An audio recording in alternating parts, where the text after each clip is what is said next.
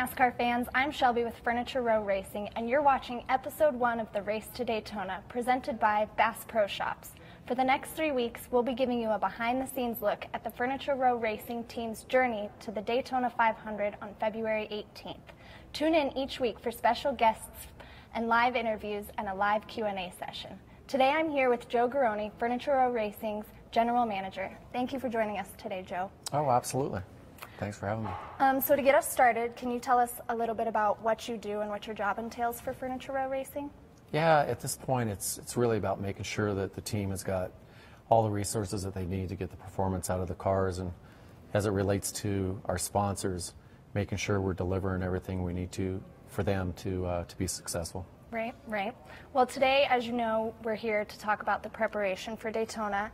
Can you give us a little insight about what you guys are doing to get ready for the big race?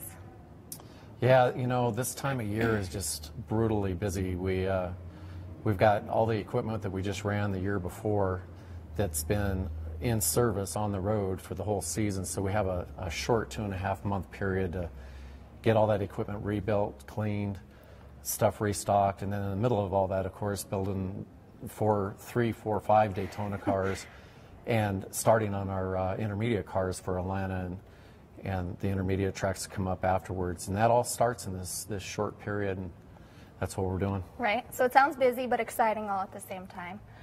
Earlier this week, we caught up with Furniture Row Racing's Director of Engineering, Matt Faulkner. Let's take a look. The thing I look forward most to Daytona is probably winning it. A couple years ago, we almost won. We lost by like 100th of a second or something. And I think we all thought we actually won for a second there. So I feel like we all know what it feels like to win the Daytona 500, even though it was only for a second. And hopefully we can get that feeling longer this year.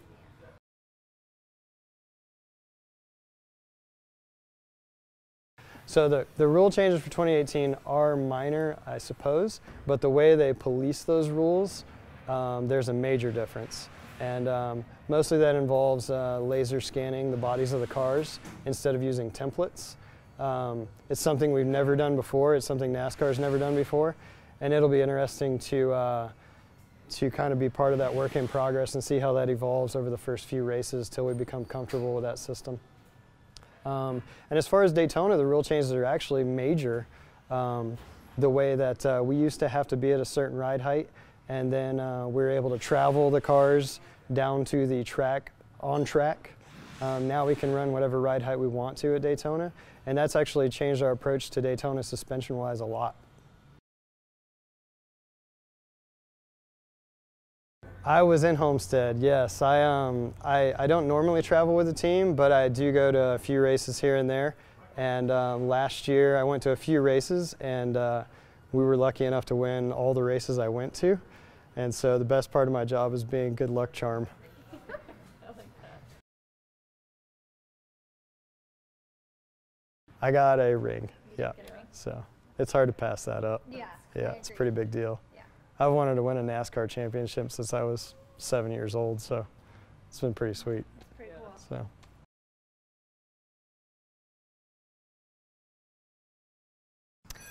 If anything, I feel like everyone's trying to catch up to us, which is nerve-wracking. We've never been in this position before.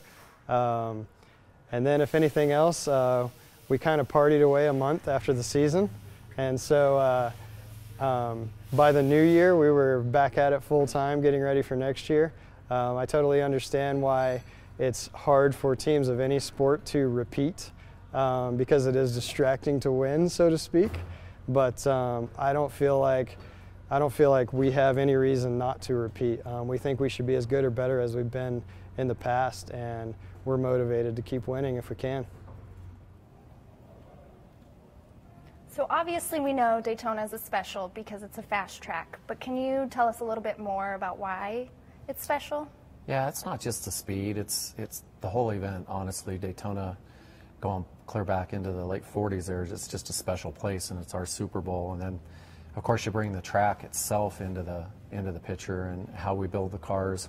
There's really just 2 tracks like Daytona, and Talladega is the other track, and it's really about the fact that you leave pit road and you run up through the gears and you're in high gear and you put your foot on the floor and you never lift off of it unless something gets in the way.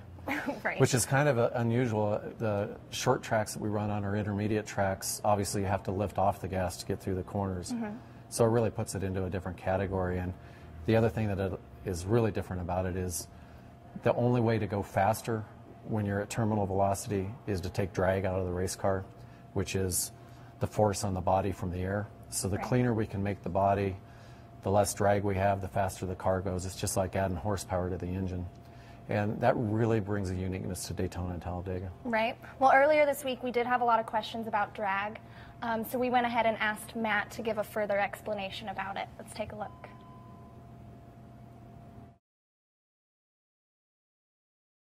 It's kind of a terminal velocity thing. So the car goes as fast as you can drive it. The radius of the corners of the track are so big that you never have to lift off the gas all the way around. So really, drag slows the car down going in a straight line. It's as if you have like a parachute or an umbrella behind you.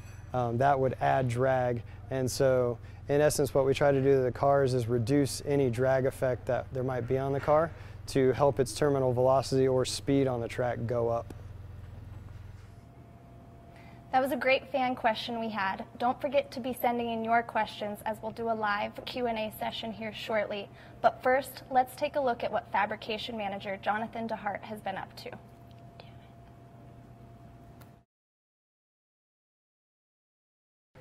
There's a lot more time that goes into a super speedway race. It's just a lot more of everything, a lot more man hours, a lot more meticulous prep time that goes into like every body panel that we do in the body shop. It's double the work for everything you do.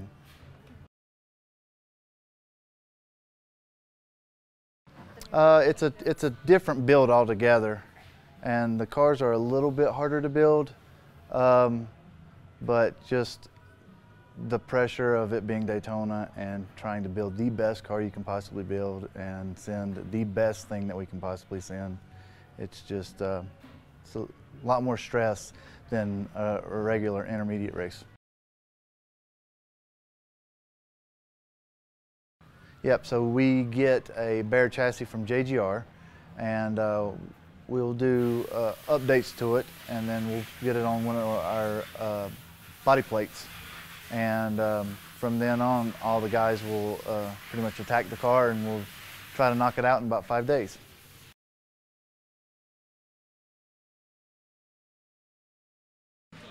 No, the best part about working here is from day one, if you wanted to learn something or be a part of something, it's as much as you want to take on.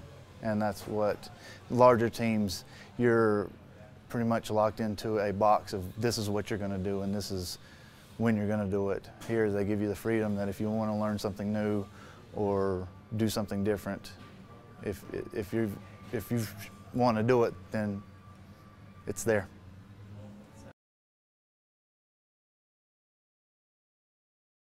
I won't say anything about winning a race or winning an upcoming race or a championship. I won't. I did the playoff beard. I still do, but you know, the not shaving. Thank you so much for letting us interview the team this week. It was a lot of fun.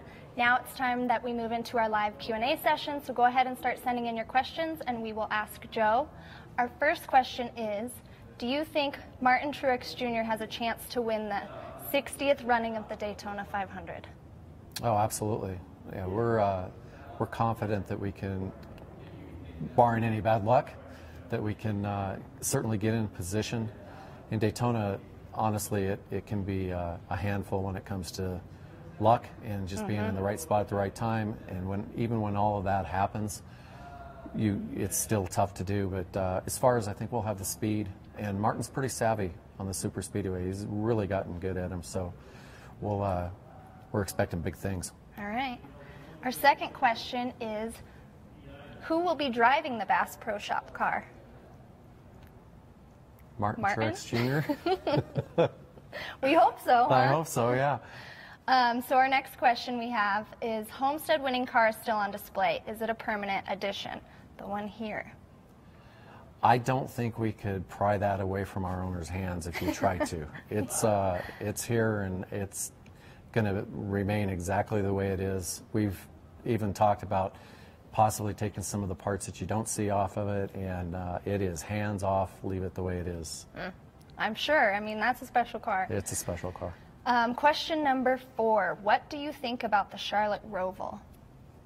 It's going to be interesting. I'm cautiously optimistic that it's going to be a terrific race. It's, if nothing else, it's new, and I think Matt touched on it earlier, that it gives us an opportunity to go to a track that where the slate's clean for all the race teams. And I do have a lot of faith in our guys. The engineers do a really good job with the race cars and taking a track like that and building a car specific to it. I think it'll give us, we'll feel like it gives us maybe an edge. And then Martin, he's just done such a good job on the road courses of late. So we're excited about it. Yeah, I think so too. What are you having for breakfast the morning of Daytona? Do you know? I don't know. I don't know if I could eat the morning of Daytona. Just all the nerves? No, it's not that bad. You can always eat. Yeah. That's for sure. I have no idea. I don't know. We'd probably just start off with life cereal. You haven't planned 3 weeks ahead of what you're going to eat for breakfast? No, not on a menu, that's for sure. Well, do you guys like the stage system? Absolutely. Yeah, I think it's been a lot of fun. And you know, we talked to a lot of fans, especially out in the market out here in Denver, Colorado. It's because there's a lot of new fans out here that have been brought into the sport, and it's interesting to sit and talk to them. I always try and do like a mini interview just to get their perspective, and it's been well received by just about everybody I talk to. I think so too. I've had the same response when I've asked about it. We have another question about, are there any changes to the rules this year that affect race preparations? There's some. In some cases, the rule changes this year are minor. I'd say the biggest changes that have an effect are, on the cars anyway, are going to be at Daytona. They changed the ride height rule, and we've been working hard on figuring out, what the car is going to want and the clearances. It's real easy to hit the racetrack there, so we're working hard on that. And then the rest of the changes, I think, that are going to be tricky is in the inspection process. We've gone from a template system to fit the bodies to a scanning system that takes a surface scan and actually builds a digital model of the car, and they look at the car as a whole rather than just in the area where the templates fit. And how we get through that process week in and week out as a series is going to be rocky, to say the least, I believe. But the teams always seem to figure it out, and I think we'll, at the end of the day, get it all figured out. And, Right. Yeah. Well, what does it feel like to win your first championship? It's incredible. It's probably something different for different people, but for me, goes clear back to when I was a kid and got involved in racing, and you set a goal and you strive to achieve the goal, which can be a race win and a championship. And there's a lot of people that unfortunately never make it to that pinnacle, and to be able to have done that is it's surreal. It's really, it really makes you look at yourself and what you're doing and say, okay, now what? What's the next goal that we set for ourselves? And for me, that's obviously winning another championship. Right, and going for there. What's the atmosphere like in the shop these days because of the championship? It was a rough off season as far as not winning a championship before. We really didn't realize all the commitments that you get from the media, in particular for Martin, but even the race team. We've done several things as a team to make sure we get in front of our sponsors, and it finally settled down. I think Matt referred to it as partying earlier, and it's like, yeah, well, that isn't partying, that's work, and just a different kind. So we finally got settled into working on the race cars and doing what we do best, and everybody has a high step in their walk and a lot of anticipation for the start of the season. And I can imagine a lot of determination, a lot of focus to try and do it again. Yeah. We have a Twitter question. What is your favorite part about Daytona? I love the racing. To have a hopeful field of cars at times bunched up within, you know, maybe 50 to 100 yards four wide, it takes your breath away. Even on the other hand, you're also looking at possibly wrecking a car, if not half the field or more. Right. But having that threat there builds a certain amount of excitement in it, and it'll put a knot in your stomach the whole race. And that's my favorite part, is the racing. Let's see. How many man-hours does it take to build the cars for the 500? I can't accurately answer that because it's an enormous amount of man-hours.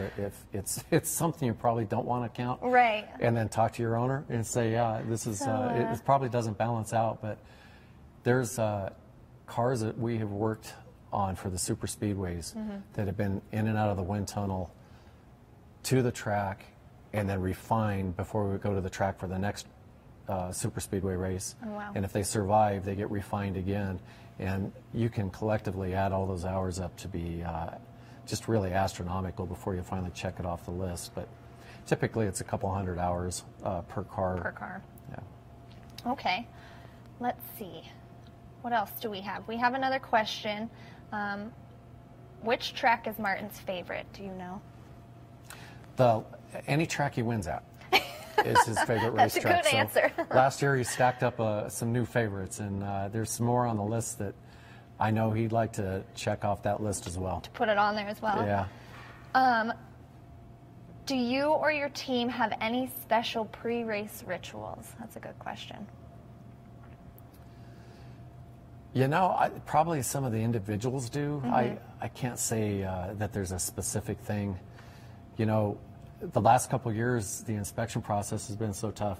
Just before the race, we're generally still going through inspection and many times we're the last car to finally get out on the line. So collectively, we try and do a team meeting an hour before the race, and sometimes not all the guys get into it. And it's been scattered, but I think I'd have to say probably eating lunch when that finally happens. Trying to get some food, I guess? Trying to get some food in them, yeah.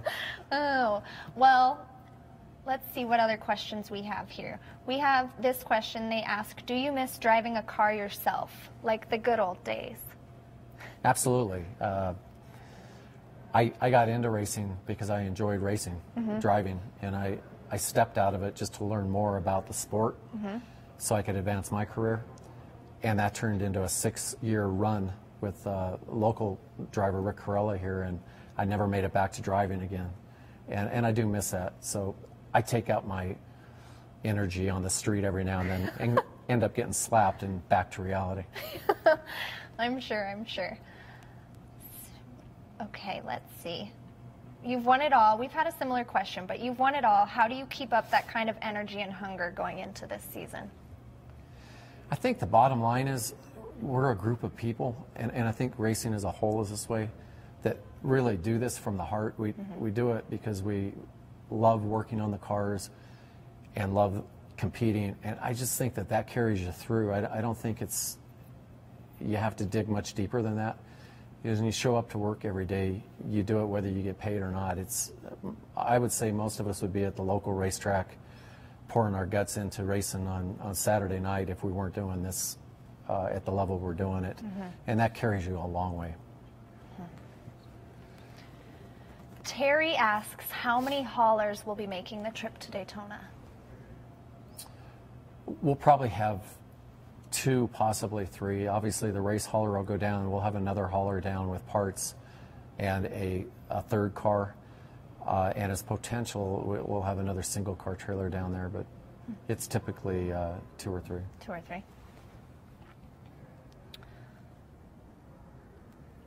Let's see. Excuse me. Have there been any pit practice with the reducer over the wall crew? Are the times the same or slower? Absolutely. Obviously, the whole series, all the teams are scrambling with their practices to try and come up with the best combination to get the fastest stops.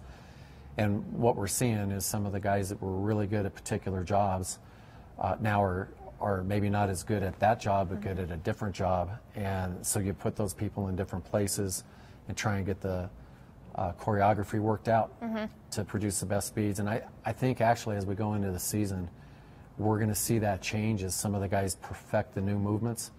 You're going to see guys that weren't in particular positions possibly moving over and getting into new positions because they're better acclimated to those movements, and it's going to be really interesting to see. Yeah. What was your favorite paint scheme for Martin Truex Jr.? I can't step away from the matte black Furniture Row scheme, and it's the matte black is just so outstanding, and it might just be that I've been around it so much I can't get off of it, but I am really excited this year with what we're bringing now, though, with the combination of Bass Pro Shops and 5 Hour. The cars are very, very similar, and they look really terrific, and of course you can't leave auto owners out either, that blue that they come with it. Blue, so we have had some really terrific schemes, but the matte black is really good. Yeah, that's your favorite. I think that's a fan favorite too. Yeah. This question's from Jim, and he asks, do you have any place around Denver where you test?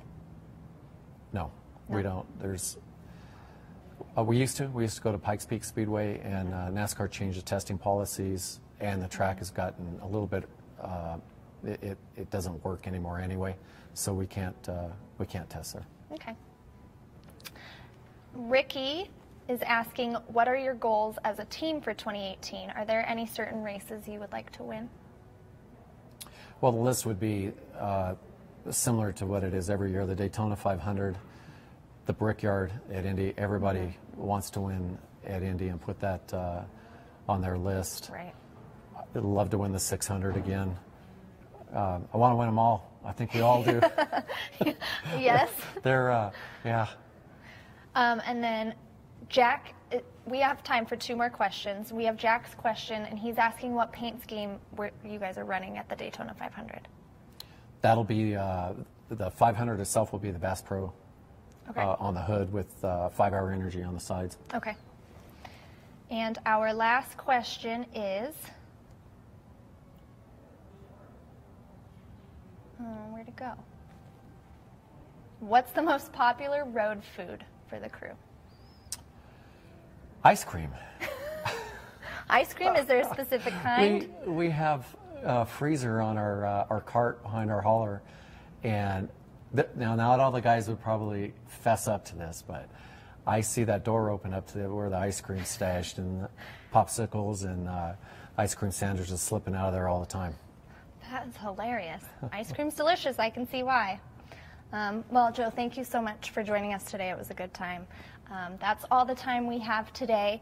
If you've missed part of today's episode, you can watch the full show on Bass Pro's YouTube channel. And be sure to tune in here next Thursday at 6 p.m. Eastern Time for another exclusive interview and team updates. Thank you. Good night. Thank you.